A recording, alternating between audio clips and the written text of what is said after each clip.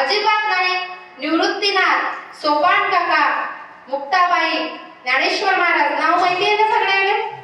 एकनाथ महाराज, तुकाराम महाराज, नामदेव महाराज माहिती आहे ना? मग यांचं सरळ सरळ भजन म्हणायचं की नाही? याने काय होणार आहे? आपला परमार्थ सहज सोपा होऊन जाईल. स्वयंपाक करता तुम्ही? स्वयंपाक करता ना? नाही? स्वयंपाक करता करता मस्त कणिक मळायची, गोल उंडे करायचे, चपात्या लाटायच्या आणि म्हणायचं निवृत्ती ज्ञानदेव सोपान मुक्ताबाई एकनाथ नामदेव तुकाराम. जमीन की नाही?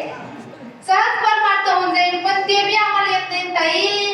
प्रपंचामध्ये एवढं टेन्शन राहतं, आता काय सांगा तुम्हाला. ते आमचं आम्हालाच माहित.